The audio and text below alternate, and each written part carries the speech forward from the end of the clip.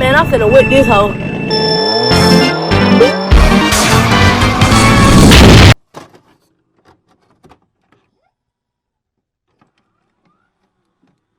More than anyone, Batman is my favorite superhero. Despite being stupidly rich and having access to the best healthcare available, Bruce Wayne is a man who's just so helplessly broken inside that a kid's fantasy, being Batman, ultimately makes for some of the most interesting and human stories that could ever be. Even though Batman is a character trying to relate to people he can never truly emotionally connect with, never understanding the suffering, desperation, and turmoil most nigh many suffer through because he's one of the richest men in the world. Yet he's so broken, and instead of moving away from Gotham and trying to forget his trauma by burying himself in work, drowning himself in alcohol or hedonism, Bruce dedicated his life to making Gotham safe, which is an impossible task with an inexhaustible amount of enemies to fight against. From the moment Batman's parents were gunned down, he was determined to fight crime in every form in every possible way, trying to spare everyone from the pain and suffering that he suffered. But the unavoidable truth is, Batman's pursuit in bringing about a world devoid of death and suffering is counterintuitive to the fact that death and suffering is what gives life both meaning and hope.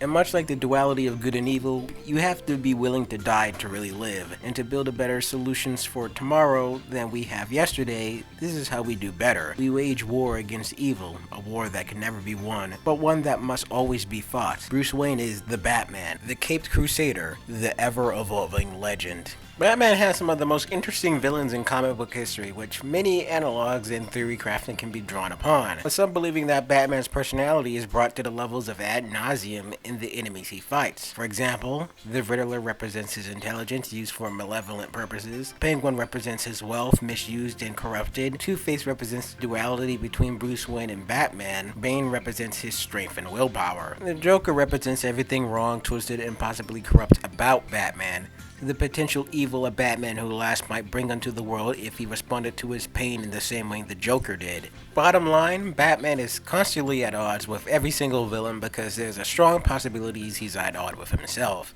This is the crux of Grant Morrison's, Scott Snyder's, and James Tynion's The Force Batman. Arguably, one could say Tom King's Batman is also about change and overcoming impossible odds against what could seem to be ultimate evil, but Tom King's Batman is at odds with itself. I don't acknowledge it happened because it's awfully terrible. But if Tom King was ever truly trying to convey anything about Batman's character during his stint on the character, it brought to the forefront and shouted aloud from the top of a building throughout the issues of Batman number 84 to 100, and stated constantly but the prior writers mentioned. The Joker isn't powerful because he's an evil force of nature with limitless destructive capabilities. The Joker is powerful because of his philosophical ideology. He isn't so much a person, he's an ideology. An idea that we can all live without fear, and we can all be free, and we can all not live within the world's restriction and not live within the rules at all, making the natural order disorder. The Joker questions the very morality of Batman, whose ideology is just as dangerous and reckless as his, as Batman refuses to kill any human being regardless of what they've done out of some sense of self-righteousness, as he continues to put innocent people's lives at risk and get wrapped up in his own guilt for the innocent blood on his hands for the sake of a possibility that some criminals can be better when they're not or can't be because they've been on an 80-year losing streak. Batman's philosophy ultimately says, my ideology is more important than your life, so that's why you have to die, because I refuse to kill, making the story of Batman more of an epic tragedy than more of a superhero story about a good man fighting against the many aspects of evil, with his enemies trying to destroy the very idea and philosophical ideology Batman embodies, destroying the perspective of inherent goodness Batman represents, transforming him into something corruptible. Bruce Wayne and Batman's identity circle around caring for the people that he goes up against, even when it's inconvenient, even when his empathy results in the suffering of himself and others. Batman's power is super empathy and humanity, while remaining a badass that's unable to cope with his own grief, which is the driving force of his character and majority of his actions, leaving little room for personal progression because he's a reactive protagonist, not in control of his own life, until he becomes active and the weight of his actions affect everyone and everything surrounding the character. And despite Batman suffering a devastating loss of his company, his sanity, his reputation, and at a time his physical health, it's not just the fact that Batman does great things and that makes him a hero. It's about how he experiences suffering and responds heroically instead of being a villain that believes he can control everyone and everything using fear. Again, Batman and the Joker understand each other like no one else. With the circumstances that created Batman left behind, the perfect storm of damage which endowed him with the sense of justice and a need for vengeance creating his ideology, Joker's different inconsistent multiple choice histories created him, from a failed comedian trying to support his family,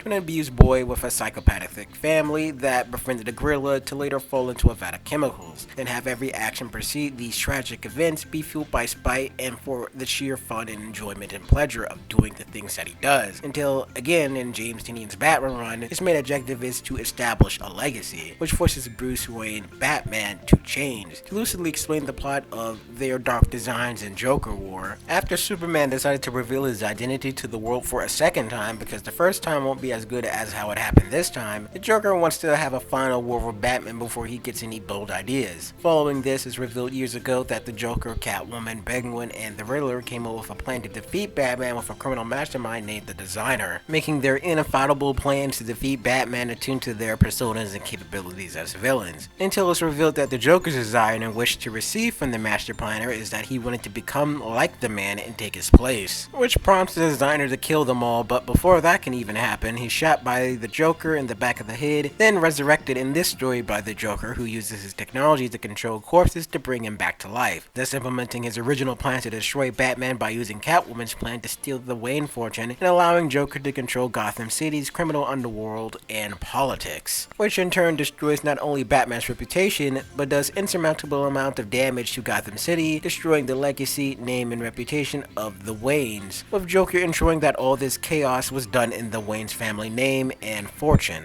What's important most of all about this story is that it immediately follows after Tom King's abysmal City of Bane story, where he killed Alfred Pennyworth for no reason. This story makes that death meaningful, with Batman coming to the realization that he can't use his anger and vengeance to be Batman anymore, and needs something else emotionally to drive why he does what he does. Becoming a better Batman, he can change the city. Now that his character has overcome his death of his parents, and Alfred, what is next for Batman? Ultimately, James Tynion's Batman pushes the character into a multitude of positive directions, correcting the many mistakes of Tom King, most notably fixing Batman's persona and healing Dick Grayson's transformation into Rick Grayson, transforming him back into Dick Grayson, or Richard Dick Grayson, who is Nightwing instead of whatever the hell happened to his character with whatever the hell this was. Anyway, villains are menacing again, the stakes are real, the dialogue is as sharp as attack. Overall, James Tynion's Batman is as awesome as it sounds because James Tynion IV knows what he's doing, and he's changed up the status quo and forces Batman to change. As for it remaining this way into the future of the character, it probably won't, but for now, it's pretty damn awesome.